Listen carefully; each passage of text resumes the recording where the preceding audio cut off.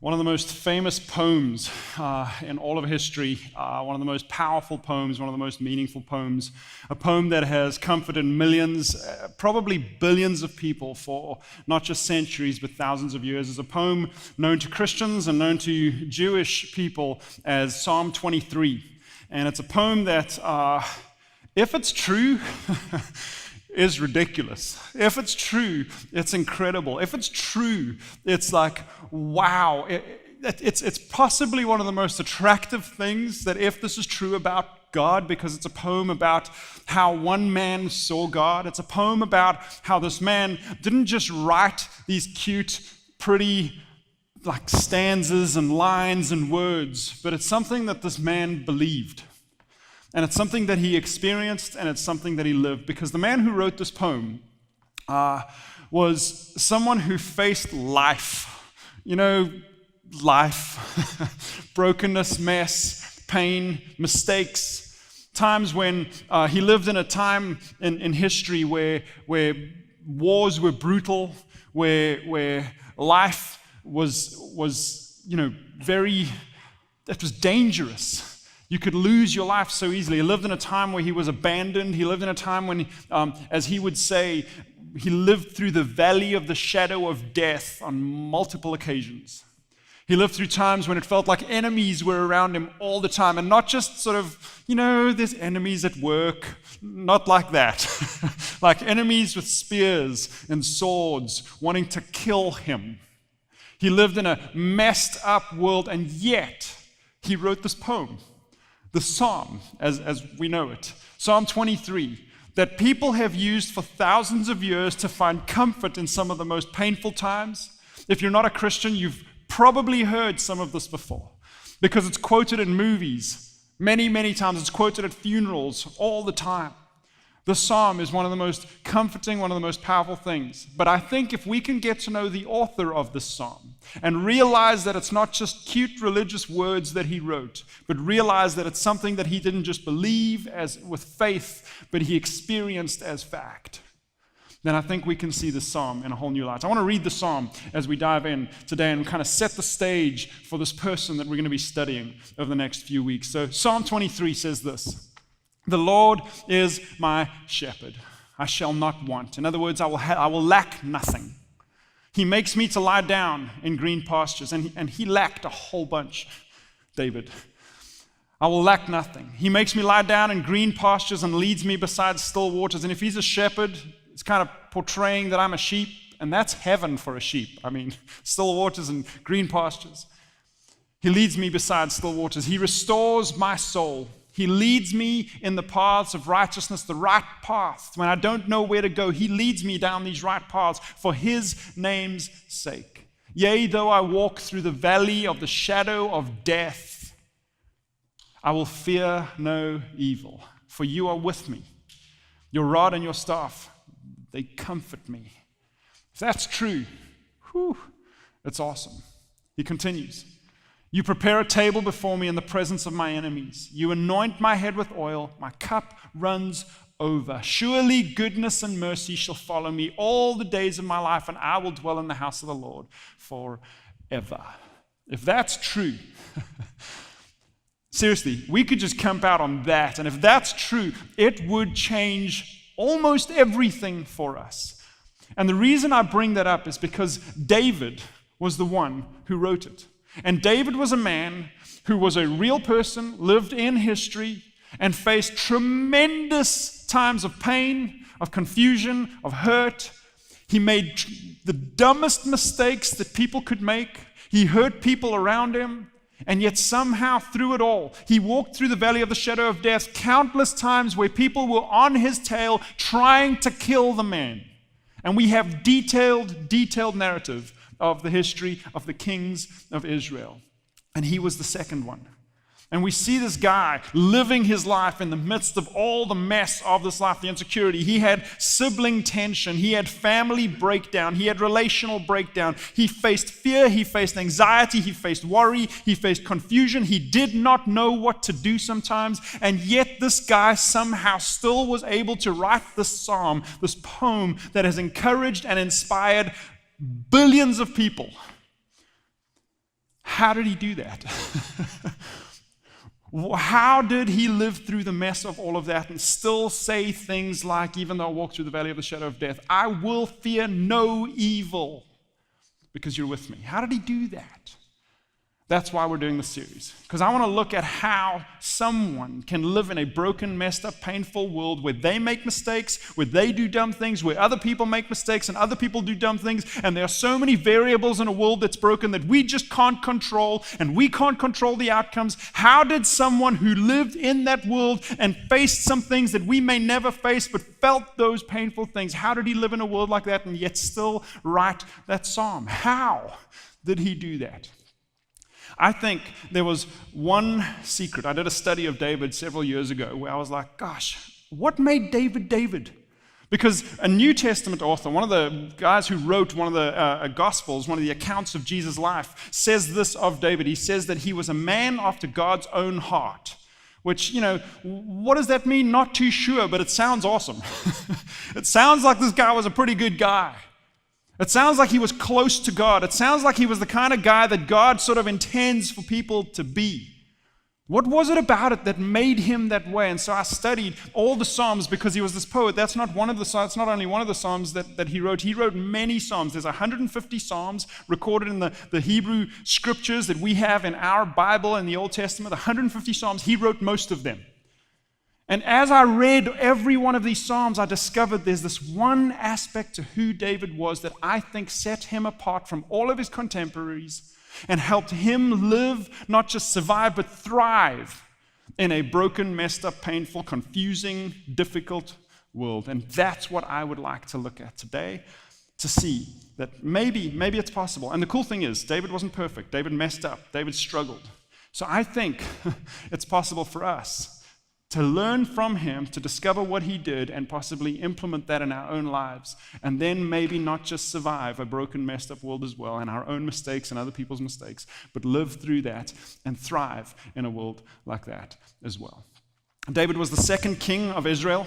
The first king was Saul. We'll meet him soon. But David was the second king. He lived around 1000 BC, and he impacted the world tremendously, not just through the things he wrote, but as the record of all the Israeli kings were written down, the most detailed account of him is written in these scriptures. And you can find this history. Now, the cool thing is he was not just a religious figure. He's not just in there to inspire people. And, when the underdog is going up against the big guy, we remember David. Yeah, he's not just this inspiring character and religious character. He was a historical character. One of the reasons I know that, and one of the reasons we can struggle to argue that, is because there's this record. But then, more than that, David's name is pretty much plastered all over the world today still.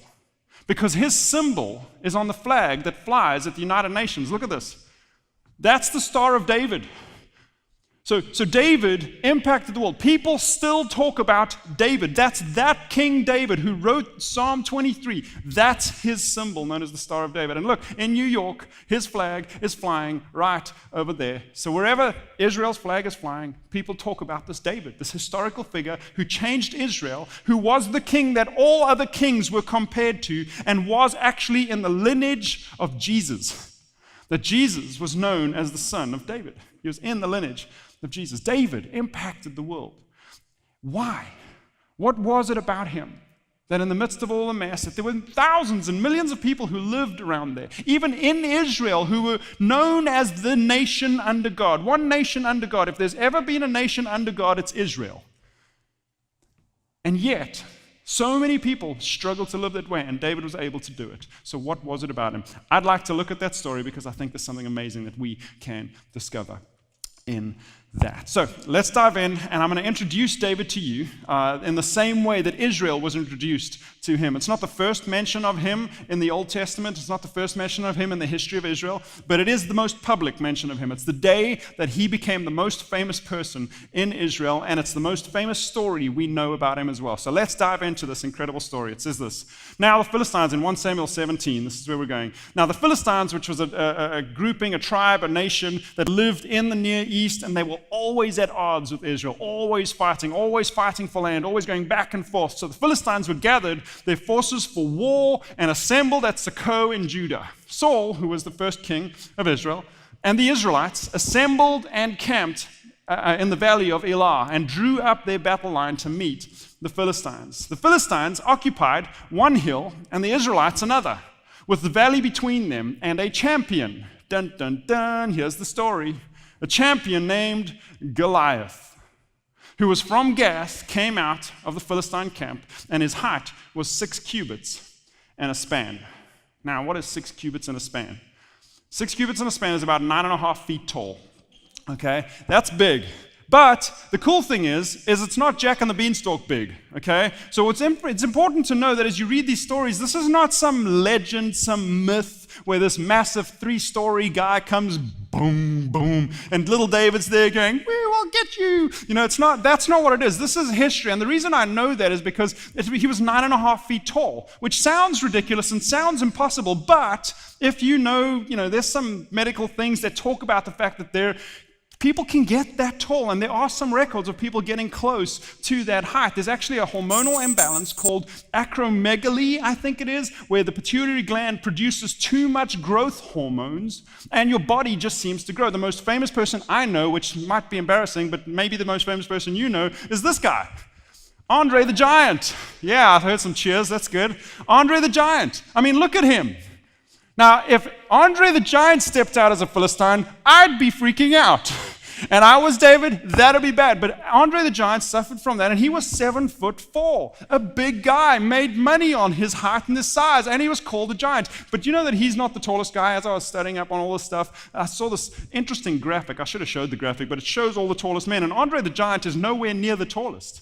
Because the tallest guy on record that science books have verified is a guy named Robert Wadlow, and he was 8 feet and 11.1 inches. Here he is.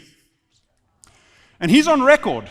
He also suffered from acromegaly. I forgot how to say it.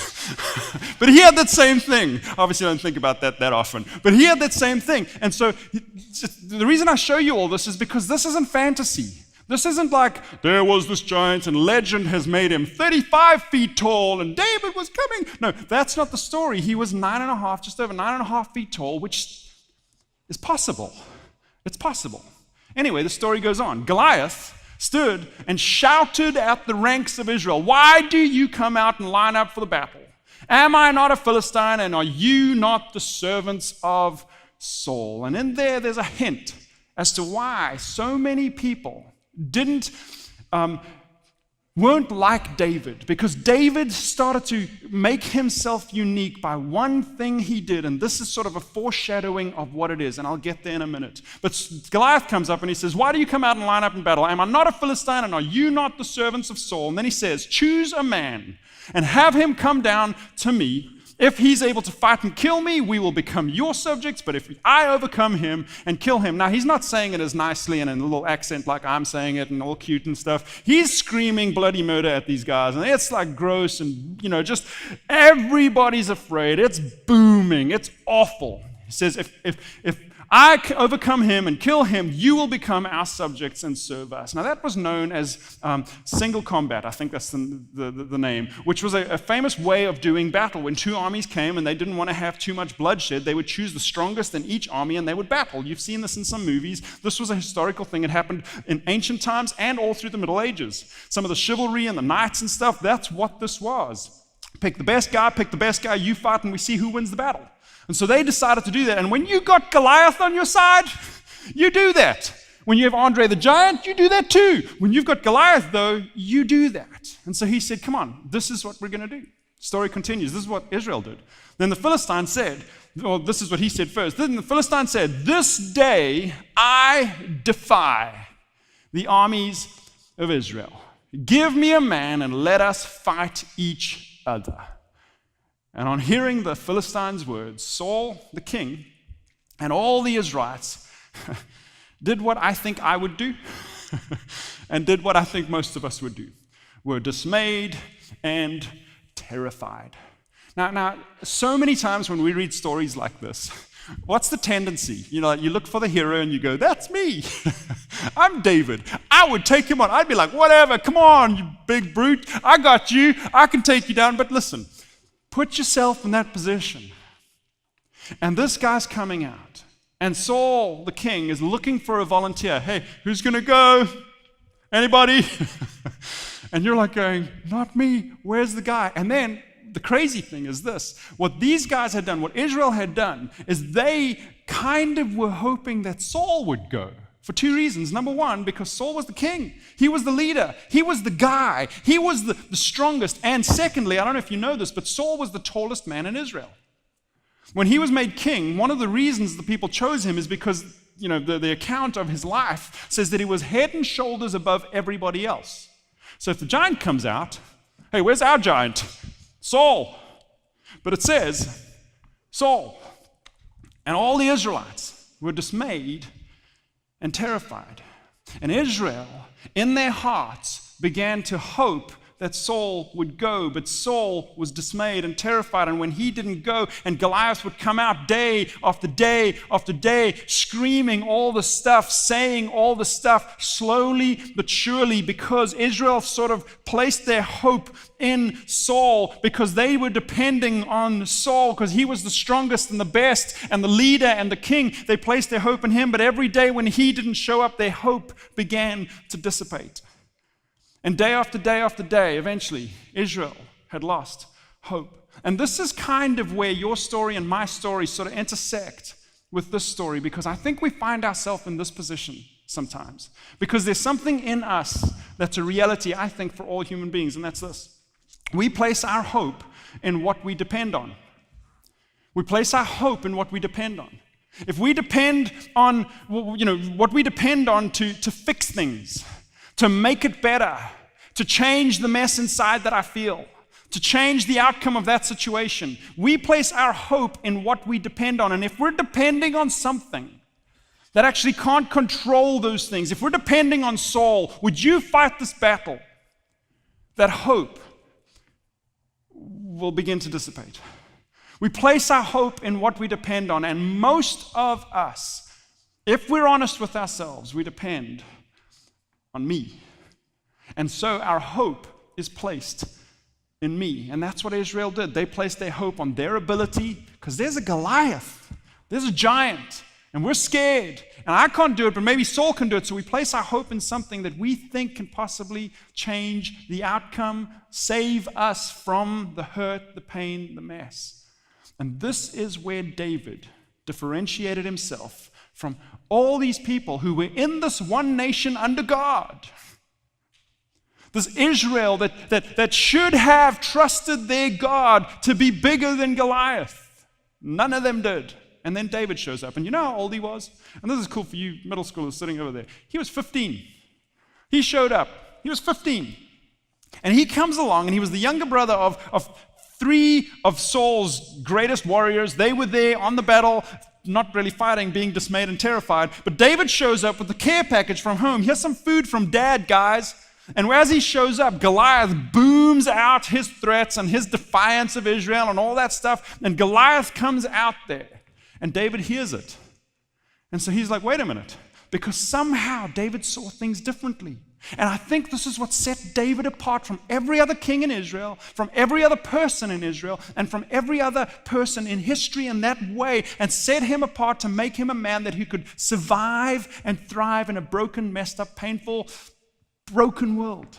Here's what David said. David asked when he heard the booming, he asked the men standing near him, who's this uncircumcised Philistine that he should defy? And here's the difference. That he should defy the armies of the living God. Here's the thing. All of Israel knew that there was God. All of Israel were like God's people. All of Israel trusted God. All of Israel said, they went to the temple. They made their sacrifices. They did their religious things. They did that. But then when a real life problem came in, all of Israel forgot. But David didn't. A 15-year-old boy came and he said, wait. This is how I see it. Who is this guy that he should defy the armies of the living God?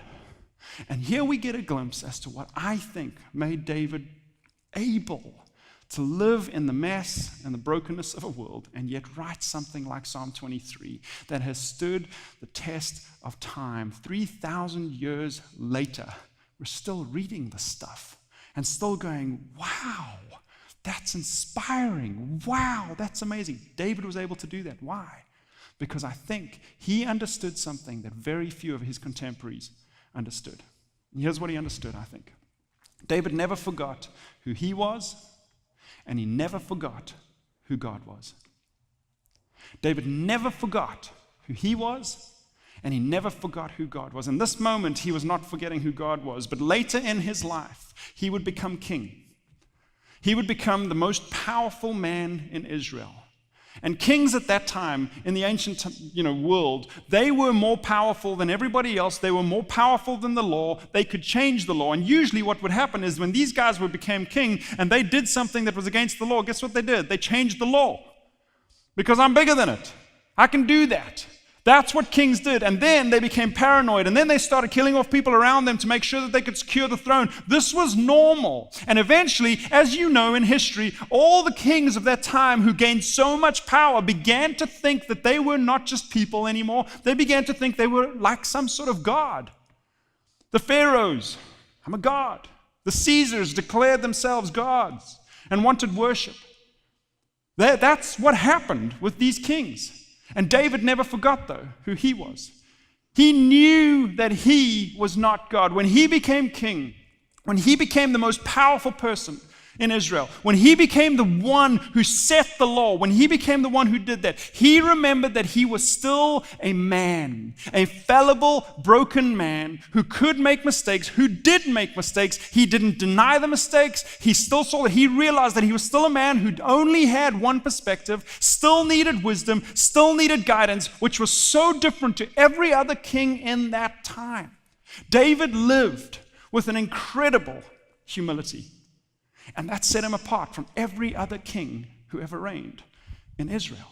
Now, the reason I bring that up is because I know very few of us will probably become a king of some nation, right? Very few of us will ever do that. But there is something about success that does something to the human heart. And I'm not pointing any fingers because I have a human heart. I am one of those people, and this happens to me, and I think it happens to all of us. But when we find success financially, success in sales, success in business, success at home, success relationally, success academically, success at school, success in any way, there's something that sort of begins to arise in all of our hearts that begins to, and I don't want to call it pride because nobody likes to call themselves proud, but I think it's pride. And I think this thing rises in all of us that goes, I'm pretty awesome. And that awesomeness of me succeeding begins to make me think that I can depend on me for the outcomes of my entire life. And I can control the outcomes, but the problem is we can't. And that success sometimes blinds us. Power sometimes blinds us. We've heard it said, power corrupts, and absolute power corrupts absolutely. And we've seen it in people all the time. When people find this success and this power, something happens in us. It rises up and it goes, I'm better than you. You haven't been able to achieve what I've been able to achieve. I'm better than you. And you know what? I've got more strengths, and I'm not that. You make mistakes. Sorry, bud. I'm awesome. And that thing begins to squeeze out a need for God and push him aside. David never did that. Every other king in Israel did that. Literally, every other king. There were some kings in Judah when the kingdom split in two that were pretty good kings, but every other king in Israel, this power went to their head. And somehow David never forgot who he was. He never forgot who he was. He walked with this humility. He never, ever forgot who he was. But that's not all he didn't forget. He also never forgot who God was. And that's depicted in this story. David knew that God, and this is huge, he knew that God was really God. Everyone else in the nation should have known that. This is like a God-ordained nation. This is the story of Israel. They were all about God, but all of them in the moment when it got practical, all of them in the moment when they faced fear, all of them in the moment when there was anxiety, all of them in the moment when they said, I can't control that, all of them in the moment when they said, I don't know what the outcome's going to be in this moment, all of them said, I can't handle this, and they forgot that God was really God. David lived differently. He lived with a tremendous faith that's depicted in all of his writings. If you go read his writings, he's so honest. It's so fun that we have his writings, because we don't just have the narrative of David's story, we actually have his journal. He wrote these Psalms, and you can see when he was mad, and you can see when he was sad, and you can see when he was frustrated, you can see when he was scared, you can see all of that, but every time he comes back and he writes something about how big God is. He writes something about how real God is. He writes something about how great God is. Somehow David never forgot who God was. Somehow he knew that he was really God. Somehow he lived with this tremendous faith. Now, if you're not a Christian and you're here today and you're going, this is a little weird because I don't even know if I believe in God. Let me ask you this. Because here's the deal. Christianity, if you're a Christian, Christianity, if God's not really God, then all of this is a farce. All of this doesn't make sense. But if you're here and you're not a Christian, not really a church person, you're sort of checking it out, if this is true, isn't that attractive? If this is real, if God really is God, and what David expressed and what David lived and how he saw the situation, saying, this broken thing that makes everybody afraid and makes everybody insecure and makes everybody worried about the outcome of the situation, this mess, this Goliath, this giant, this fear, and everybody's going, ah, and somehow David walked in with a clarity that brought confidence. And he said, you know what? I'm not afraid. If that's true, if that's possible, if God really is God, isn't that attractive? The problem is, and let me come back to us as Christians now. The problem is, and I don't want to get harsh or weird because I'm in this. The problem is, I think so many times we as Christians live like the rest of the Israelites. When a mess comes, a problem comes, and I don't blame you because I don't want to blame me. But when it's difficult, it's difficult. It's scary. It's hard. And I'm so glad that David sometimes felt that and saw that. But somehow David was always able to step aside and go, I'm not going to forget that God is who he says he is. And he is bigger than Goliath and stronger than the situation. Somehow. And I think the thing that set David apart from every other king, that made him able to live through, not just survive, but thrive in a messed up, broken world, that he made mistakes and he struggled, and death and fear and abandonment and all that stuff, is that he never forgot who he was, and he never forgot who God was. He knew that God was really God.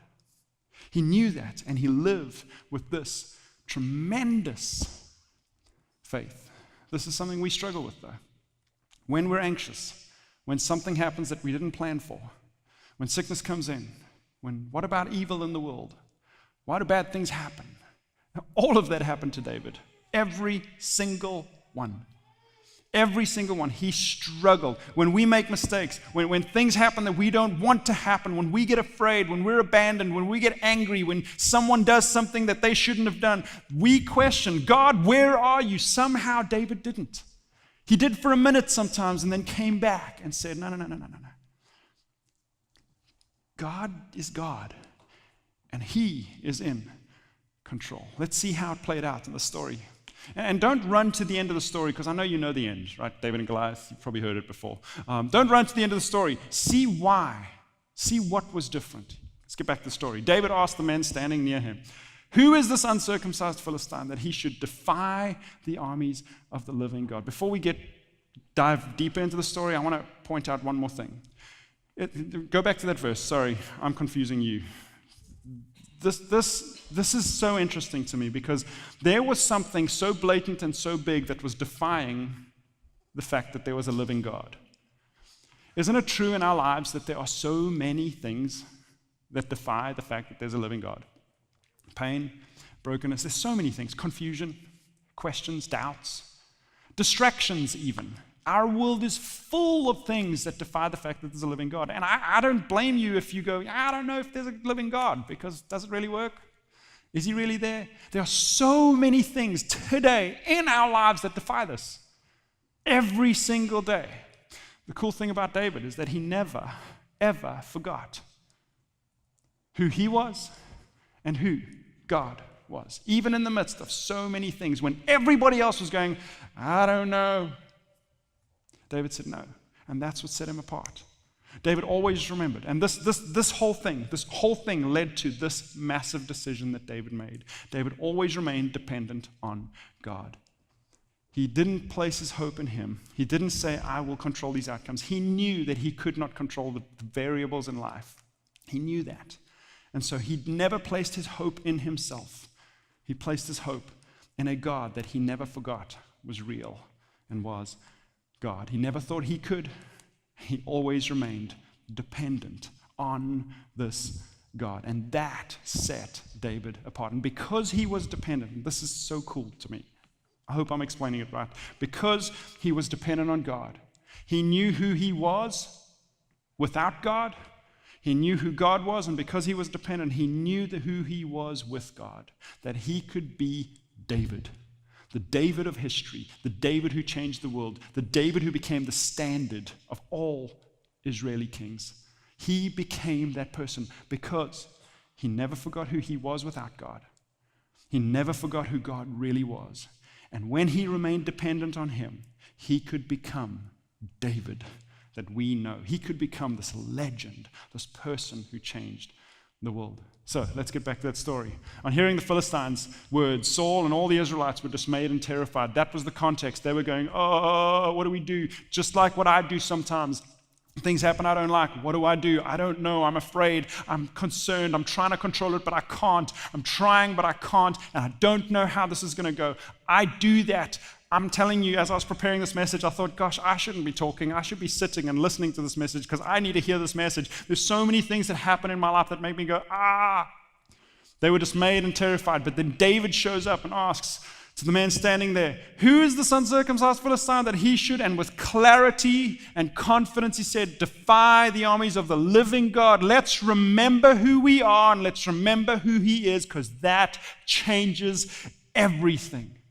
And when Saul caught wind of the fact that David was talking like this, or someone was talking like this, he said, where's this man? Finally, someone's putting up his hand to take on this brute, this Goliath. Send him to me. And I can't imagine the moment. Saul's like giddy because some warrior is about to walk in. He's like, yes, finally, we've been here for weeks. This is awful. Finally, someone's doing this. And a pimple-faced 15-year-old walks in and he goes, no, get out. There's no time for this.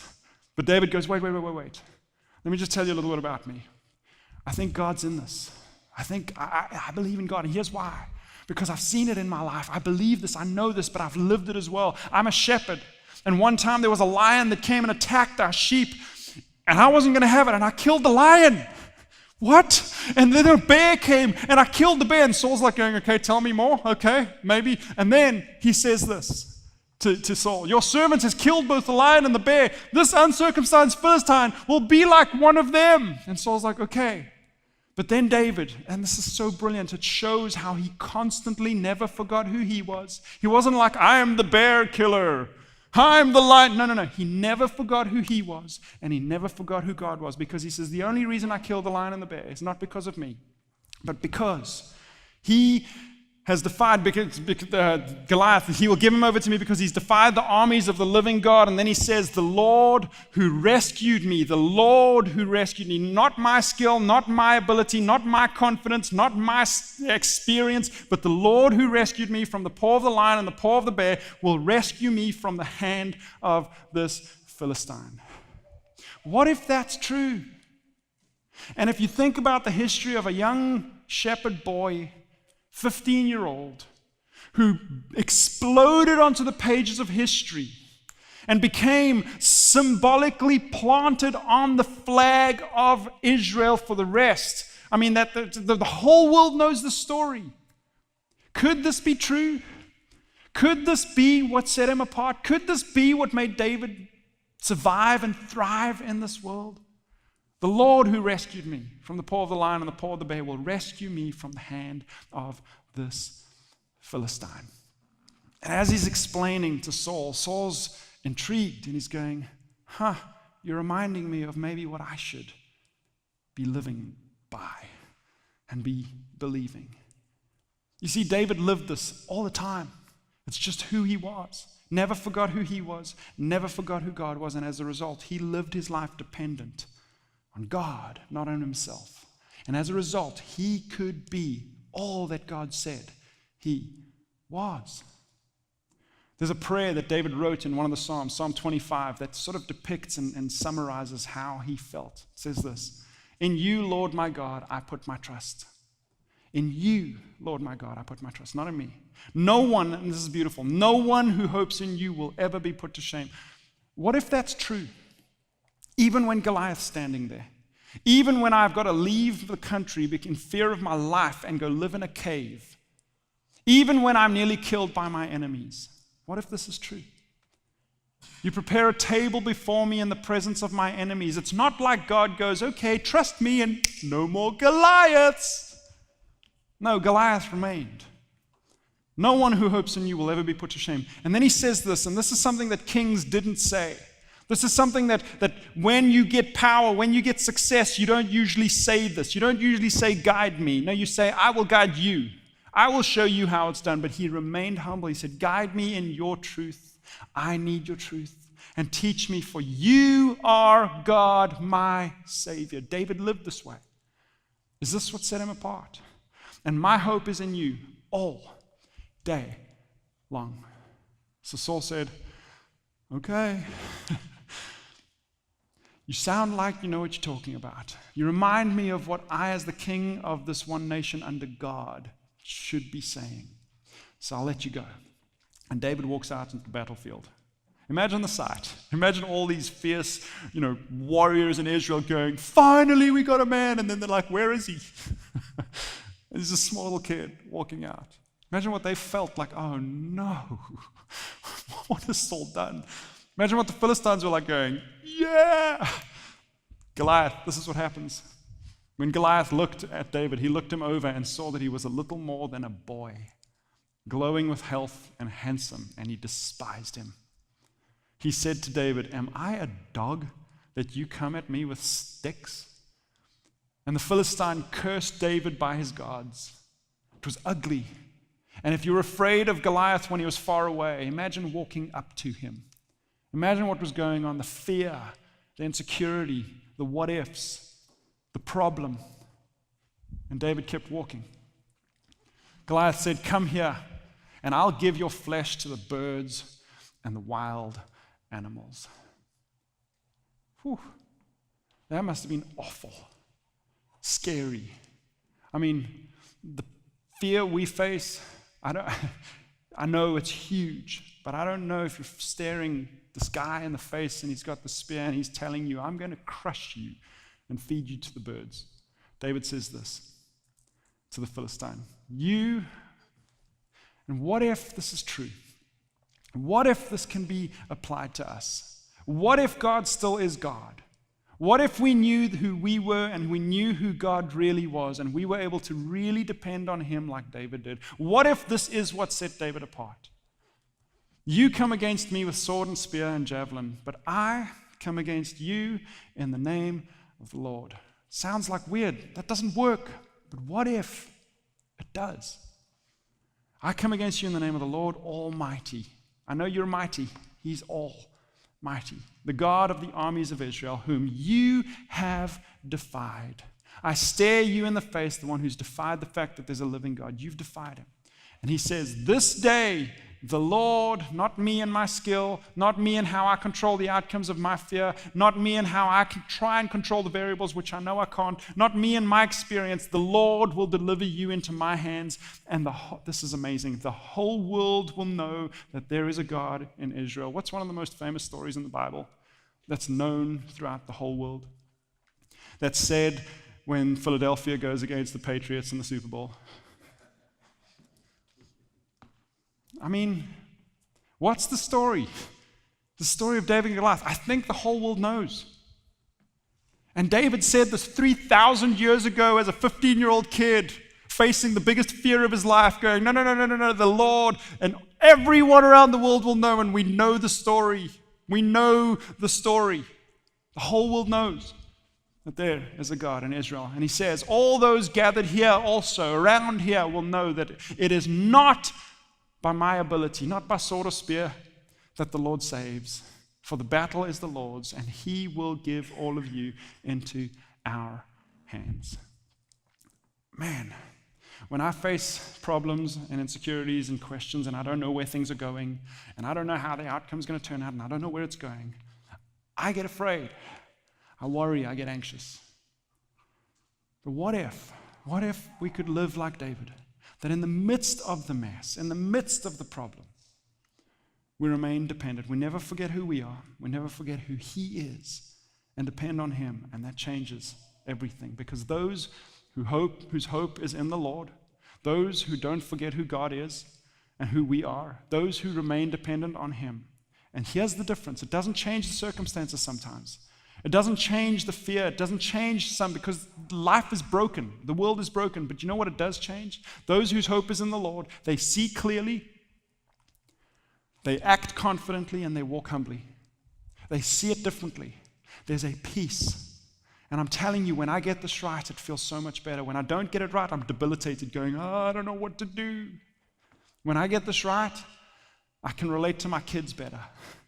I can relate to my wife better. I can do what I can control way better because there's peace. And I see clearly going, hey, I know who I am. I know what I can do. But I also know who God is. And so therefore I can act confidently, walking through this mess.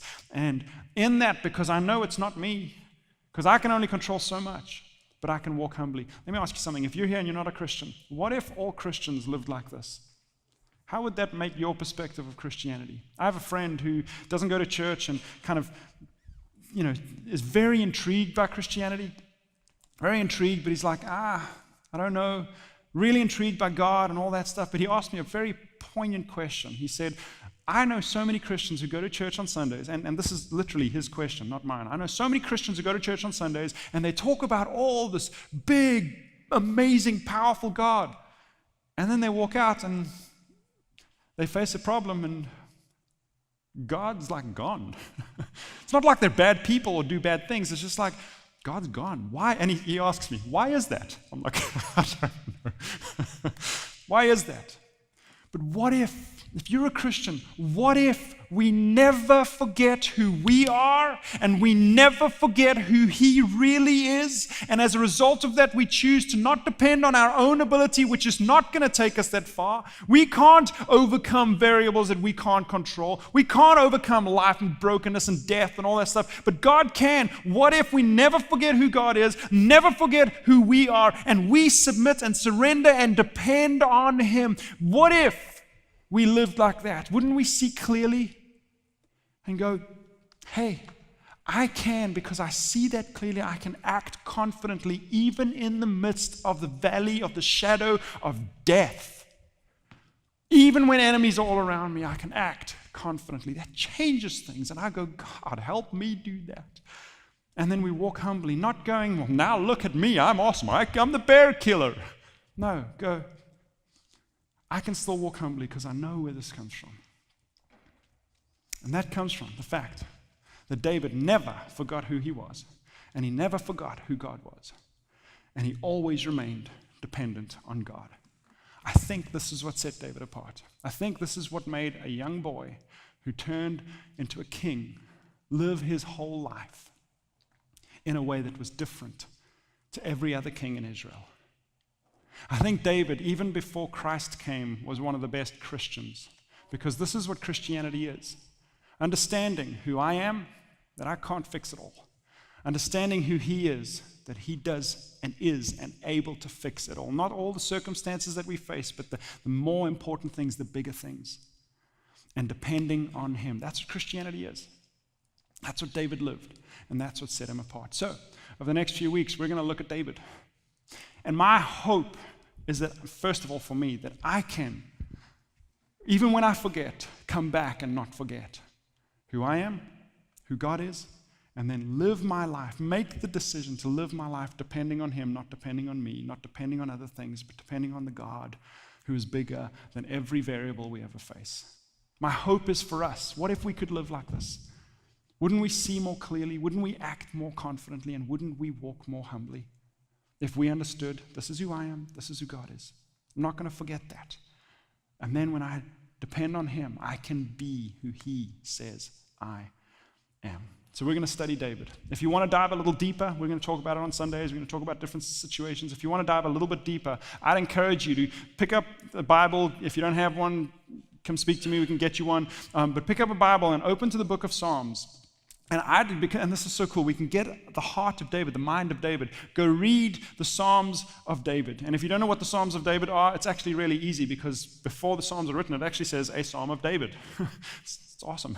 But you can go read that and see wherever it says a Psalm of David, read that and see what he said. See the pain, see the anger, see the frustration, see the fear, and see how he remembered all the time who he was and who God was and how he was dependent, because that changes everything.